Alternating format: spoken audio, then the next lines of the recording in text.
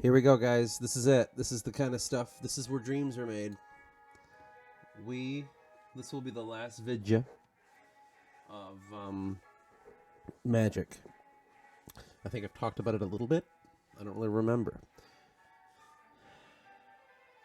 I did. Yeah, I did. I did. Okay.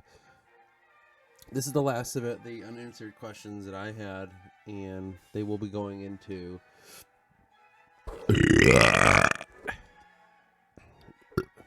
this.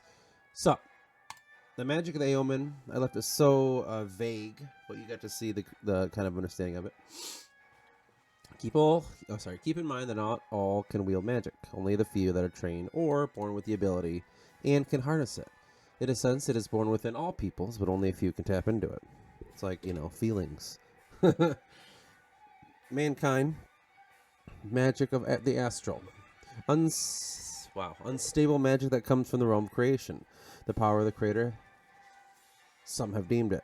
It is magic that is born from the human consciousness and his power in the realm of the dream world. Given by the Aeon Dulag, this power has abilities that are only known by some. For instance, the ability to travel in the astral realm. It is like the combination of all schools of magic. The only downside is the unstable nature of this magic, and it requires intense study and training to control even a small incantation with this power. The users have been known to go mad if they even survive their mistake. For this reason, astral magic among humans is quite rare, if it is even found that a child can channel. For most societies of men look at mages as dangerous and volatile. Though each culture varies from place to place. And I'm saying that because going into understanding Adenian society, where these mages are looked at as political figures and stuff like that, it is a rare thing outside of that, because it's not what's the word I'm looking for? It's not necessarily sought out. It's not like, oh wow, you have a magical ability, come to this school here. You gotta be born in the right family for this magic to be a thing, and obviously that leads to a lot of problems in Adenian society, where it's just you only reward the people with money and power, and that's kind of the whole point of it. The society of Aval and Adran and all that is built around arrogance and stupidity. Not what they think it is, but that's basically what's going on there. And I wanted to kind of lay that out and say that culture from the Adene is flawed, very flawed. And that's why you'll see people like, Eris, who can have access to this magic and is very powerful, but he was never given a chance or understood because, he was just a nobody kid. So in some ways, they're trying to temper it, and they're trying to make it what they want it to be, this astral magic, this magic of this consciousness, this magic to influence the minds of their people collectively, but they're doing it in a way they think this is, if we put a lot of control on it and only certain people are allowed to do it, then we can make it what we want it to be. But in fact, they're forcing it into something that it shouldn't be. It's like, much of the mistake that, like in Star Wars, actually, like the Jedi have, where if you're a Force user, you get found by the Jedi and they put you in the academy and all that bullshit. And it's like, well, why would you force someone into this school of thought and training because they have an ability innate within themselves? It's just kind of the same thing that's going on with the Abeco College and all that, except it's kind of the opposite of that in a way. It's in itself. It's just you're not really allowed to channel this power unless you are given permission to. Anyway, for the Islandi, illusion. Illusion spells deceive the senses or mind of others. They cause people to see things that are not there. Not seeing things that are there, hearing phantom noises, or remembering things that never happened. The people of Volur, that is their Aeon, have an innate gift in shifting the thoughts of another's mind. The illusion is the ability to change the perception of another, not the ability to make something out of nothing. It needs a person to witness. This is where power lies in the realm of persuasion and control. Though there are those in the world that can ward against these powers of confusion spells in sight and mind. Perception is a form of illusion. For how one chooses or is shown to see something is in the material world varies greatly from person to person. Basically, I'm saying it's like everyone sees what they want to see. Everyone has their own views upon things. Everyone thinks that, like, this person's scared of this thing while the other person doesn't give a fuck, and then that person's mad at it, and this person loves it. Whatever it is, it's just, that's all perception. And that right there is where the magic of illusion can really shine.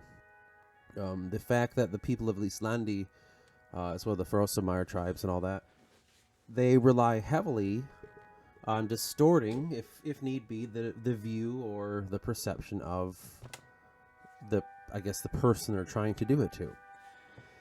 The world that they see is all within their mind, like their eyes can only capture the, how that shit goes. Your eyes capture the light refracting and then blah, blah, blah. But the fact is how you determine what it is around you.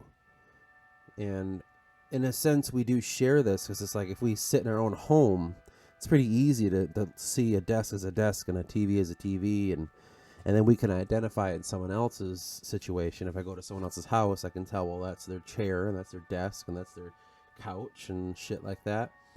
But what those mean to each individual people, it varies greatly.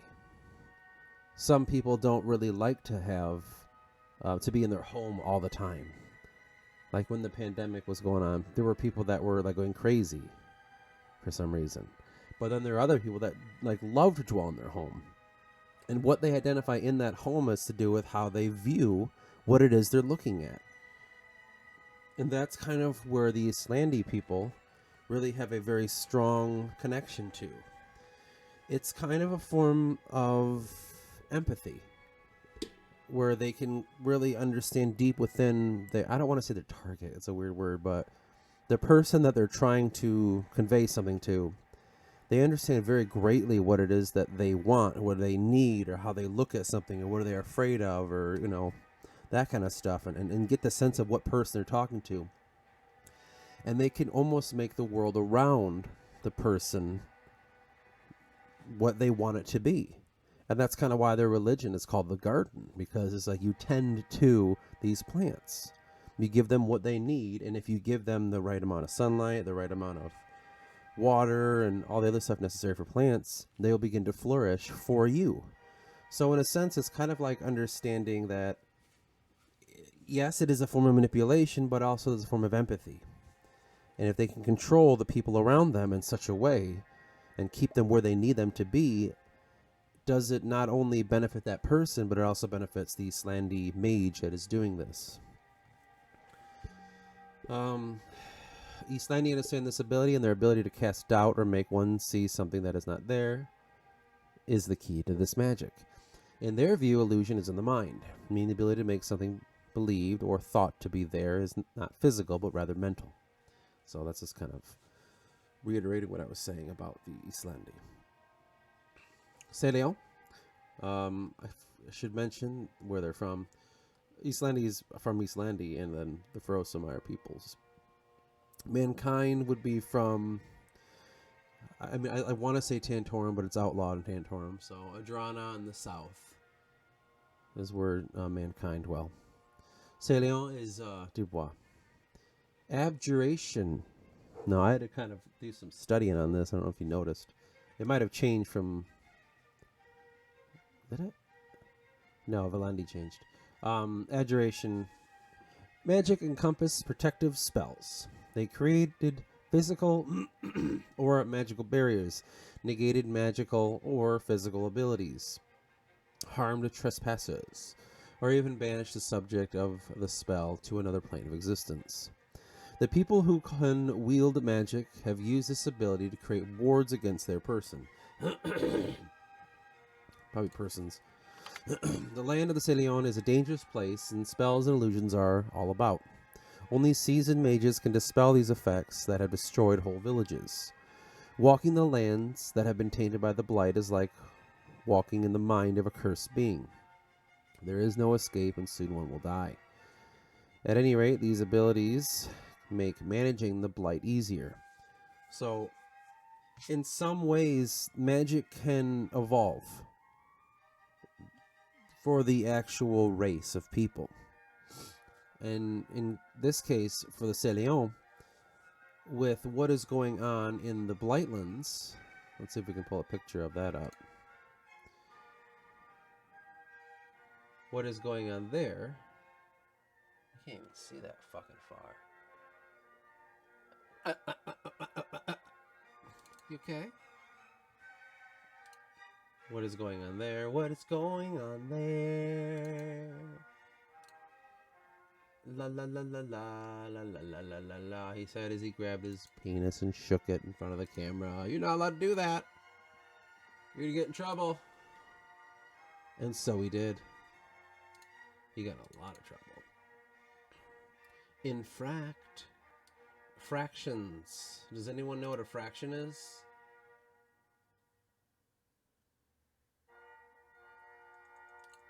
No one knows what a fraction is.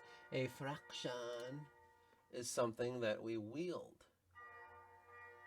If I were to wield a fraction, what does that say about you? Or your mother?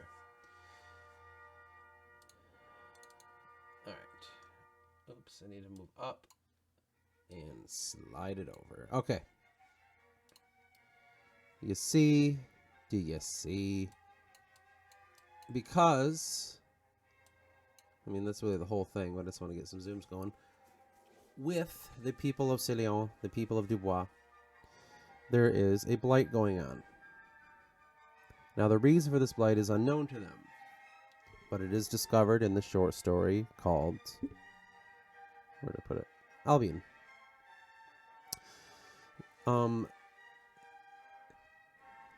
Again, like I was saying, magic can evolve for what the people need.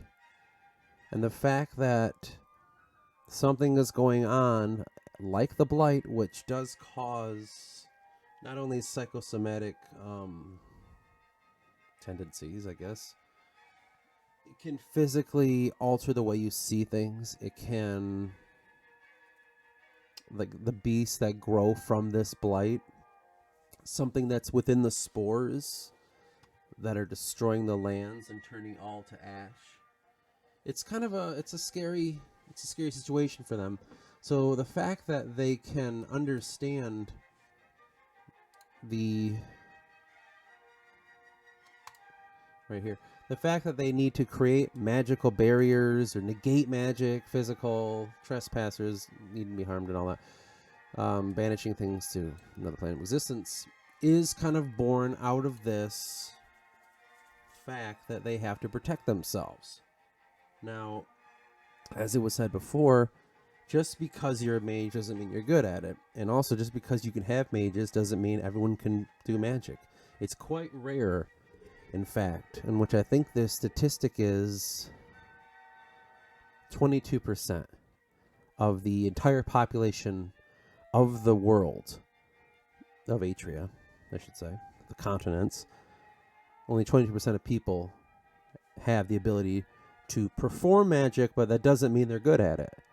Maybe out of that, there's only 10% that can actually wield it successfully. So it's not really something that's very popular. It's not something that's very easily done. Magic is an incredibly hard thing to do. It takes a special kind of person. And the fact that you're going to have a lot of your mages worrying about this blight problem, which means they're not really going to be down here. They're not going to be, I never named that place. They're not going to be amongst the people and kind of like selected to, you're here to just spell this thing going on here. You're here to do this and that. We've hired a mage because there are beasts coming from the Gaiavala Mountains and all that stuff. There's not a lot of them going around. A lot of them are focused on up here, past the Mort Bridge and into the Blightlands, and also the Blighted City, all around this area, basically, the Red River. The problem is that them being there That's kind of where they have to focus on stuff. They have to keep society going long enough until they can figure out how to stop the blight. So these mages don't necessarily have anything to do with going on to the south here. Now the south, this is kind of its own thing. We're divided by the mountains. But it is a plane of existence. I think you can kind of see more down here. That they might need to flee to because of this blight, if they can't stop it. So that's just kind of why they're, what is the word? Abjuration is so important to them. The land of Celeon is a dangerous place, and spell and illusions are all about. Only seasoned mages can dispel these effects, destroy whole villages. Oh, I already read all that. But basically that's kind of the reason why they become what they become. I'm sure there's much more to do with abjuration, especially someone knowing D&D will understand just the amount of spells that can be, at least in D&D sense, that can be obtained and used because of this school of magic. It's just because you have one ability doesn't mean that's how you're always going to use it. You got to kind of make it adapt for your situation. The Hafel, and those are the people of the mountains. This is the Gaiavala mountain chain. It is one of the largest mountain chains in all of Atria, obviously. That's pretty large too. That's why I said one of. No, it's one of the largest. It is the largest mountain chain, Voss, and all that. It's a very vital place that divides the land in half, essentially. And you got Tantorum down here. You got the Ferosamire down here, Murphos. You got Adrana taking up land here, Lyria. It's kind of what divides everybody. It is definitely strategic as it is, naturally there. The Hafel, the magic of summoning and creation, through which they can transport items and creatures, or even create matter or energy out of thin air. It is said that the Hafel can commune with those that live in the other realm. It is said that they form a bond with specters of the world and can call all specters and demons at command. Not only that, but their witchcraft is cause for most folk never venturing in their domain of the Gaiavala Mountains. Specters and demons share the same plane of existence, where they are blurred between reality and the realm of the dream world, in a place called the Blend. Those mages that conjure can call to this realm and bring forth the strength to the being to manifest in our world and do the bidding of their master. Okay, with the Hafel, these strange mountain folk that live up in the Gaiavala Mountains, reclusive, semi-nomadic in some senses. They only have a couple, at least known, cities, I guess you could call them. Is it Fenma and Ela? Or something like that. They only have a couple, but most of the time they're nomadic and the way they feed it from the animals and how they move around. But there's something strange about the Gaiavala Mountains, to which some believe is why they can commune with beings that are not necessarily in our realm, but fall into what is called the Blend, which is the space between reality and dream world. And in there are where a lot of these demons and spirits dwell. And it's these Hafel that can obviously commune with them, but in some ways also call them and bring them forth or banish them. So the Hafel are very useful when it comes to demons in our world, or the banishment of a ghost, if you want to call them that. If you can find Hafel, and you could give them the coin to do it, whatever ones that would do this, which I would imagine there's a faction of almost like witchers in a sense, that you can find up here, and they can just spell things for you. But the problem is they're just so hard to find, these crazy fuckers up there.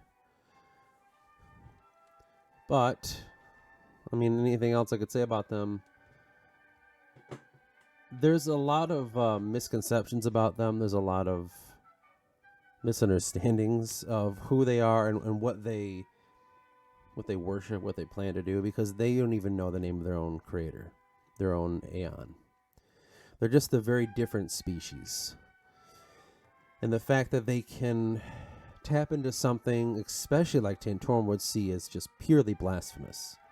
It makes them dangerous, but also makes them highly sought after by like groups like the Serpentine Order, these Hafel, because of what they can do. But it's hard to get a Hafel to do anything for another person, because it's not like you just give them enough money and they'll do it. It's just not within their nature. Okay. Clan and the Volk. Spirit magic. Now, this is the most vague one. By bargaining with the Aeon spirits, the spirit shamans gain power over the natural world and mighty divine magics. When it comes to these two, the clan, which dwell within this land up here, it goes like that. That is the clan. And the the Volk, are the people that live in the Shattered Isles here. I think I said it before how they were formed because of their two Aeon were lovers and all that bullshit. So what they do is they can call upon these Aeon's spirits to strengthen them. Now this is almost like the second most strong magic and my understanding of it, because the spirits are the emotions, and the emotions are a thing of consciousness that an emotion can become physically manifested. So your anger can do it enough where when you walk into a room, you just sense something about that room, and this place feels evil, or this place feels scary and all that. That's not because of ghosts or anything. That's because of the emotions left there. Now these emotions can manifest, and that's just all the spirits are. These peoples up here have access to conjuring in a sense, but not really. It's almost like an inviting. It's almost like they have to allow it to enter themselves, and these spirits that dwell in these lands, they can use for themselves. They're like mages of these spirits, mages of these emotions and all that stuff.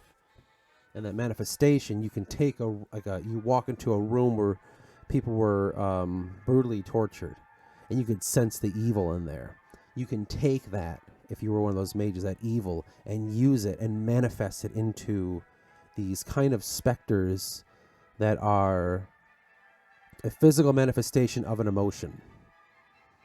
So, for instance, the rage demon, or for instance, the spirit of sorrow, or whatever. Like, you can take that, and that thing can do. It's almost like it's almost like a form of summoning, but it's different from what the Hafel do. Much different, because it's purely an emotional thing. It's not necessarily a demon or a ghost they're conjuring, but it does seem to kind of fall in the same sphere. And that's why these peoples are looked at differently, especially by those in Adrana. You look at the Hafel, the Volk, and the clan, and you see them as these barbaric peoples that can manipulate ghosts and specters and shit like that. But that's not necessarily what it's going on. That's just kind of how they've been viewed. It's a stereotype, if you will. Unst, the last one, is the Velandi. And those are the people of the... I hate that. The people of the Valens.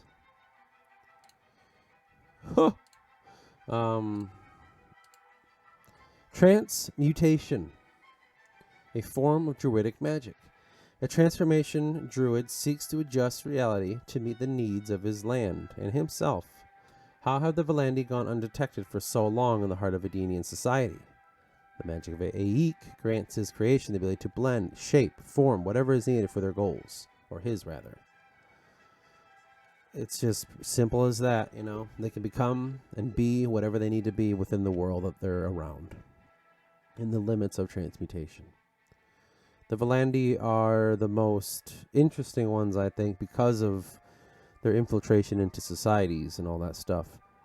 how they're not discovered by people in the Adenian society, because it's not like these Volandi come as they are. They shapeshift. They change their being to what the person wants to see. And that happens to be these teachers in the Abeco College. So the Volandi are definitely the most dangerous of all. And some questions. Now, the argument as to why one race has one ability. This is purely, what's the word? This is just thoughts within the world. This isn't mine. Some believe that among the Aeon, they believe that if their people were to understand that they must all see that strength lies together, not apart. Each race brings something different to the idea called magic, being things pulled from the realm of the dream and made reality. They all share in this ability to make happen, but they are all different in how their Aeons allow them to utilize or even understand this. The mages from one race cannot bring forth what another can do with ease.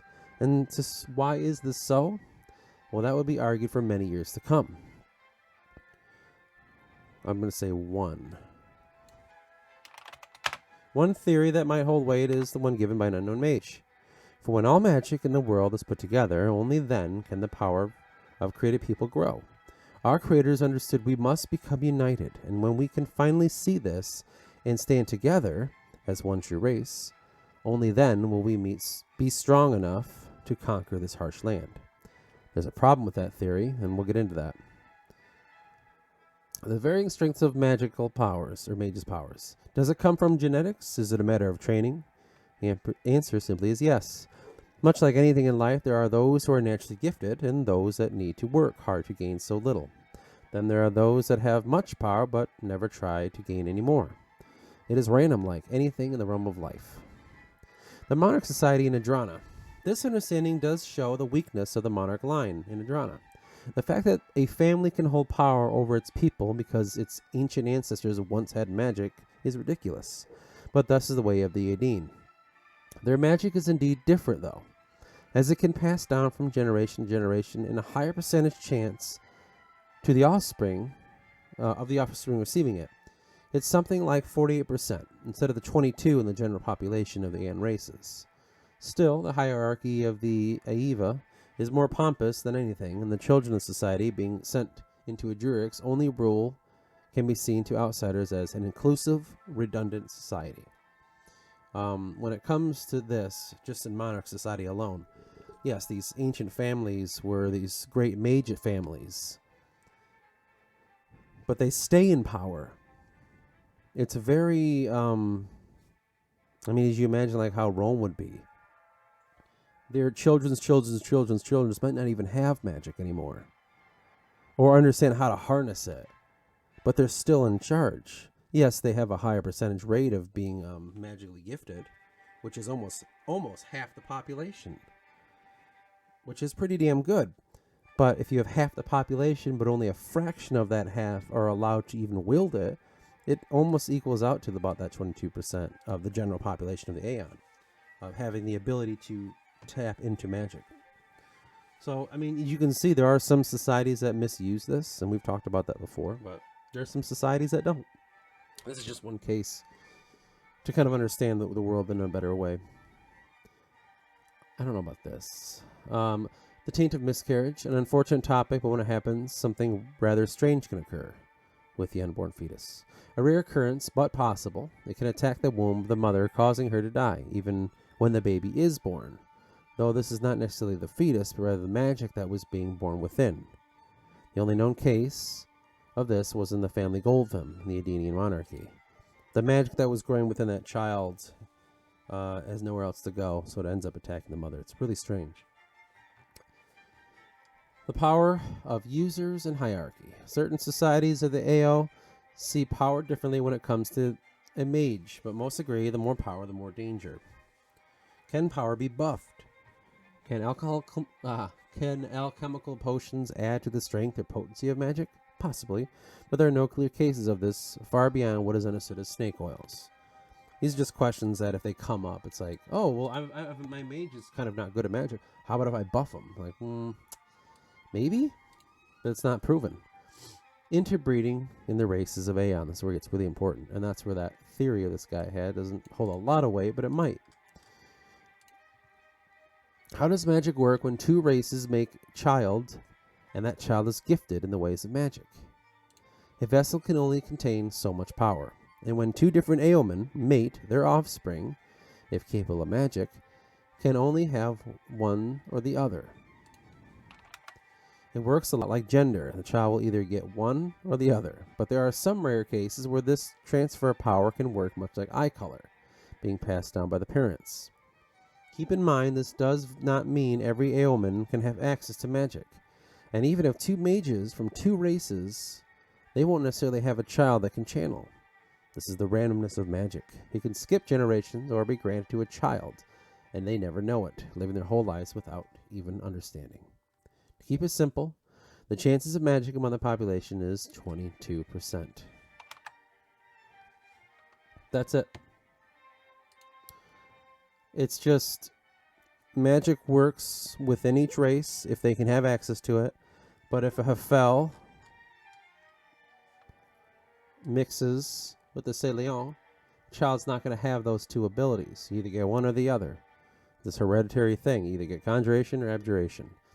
Now, as anyone understands, in the School of Magic, there's a lot of different things you can do in conjuration alone in abjuration, but you don't get both. But like I said, there are some rare cases where it works like eye color. Your mom has brown eyes and your dad has blue eyes. Most likely, the child's going to have brown eyes. But sometimes you see kids with, like, green eyes, which is the most rare, or just blue. It kind of works like that, too. It can possibly happen. But it's so rare of a defect. It's just, I wouldn't even say it's 1%. It's that rare. But you do have people like the Serpentine Order who are trying to exploit this and trying to make it so. And do experiments on these Aeomen so they can use these powers. And they mostly want to get the Hafel. And probably the these guys, the Clan in the Vault. So anyway, that is Aeomen. Then we have the understanding of half-breeds. Remember when I was talking about that? This one's not simple. They can mate with any Aeomen species except that of the peoples of Dulag. For some reason, this can never happen. So, the Anaku will never have access to the powers of the Astral again. Okay, that part's for me. But with that being said, they can always breed with all other species of Aeomen. Each race gives the half-breed their very own special powers. I don't think any that are outside of the creation of Dulag can ever have astral magic. It's not like you can cop out and be like, okay, well, let's... If a guy from Hafel hooked up with a chick from Mankind or whatever, and that kid randomly had astral magic, then the Anaku can do it because that kid's only half-breed. Like, no.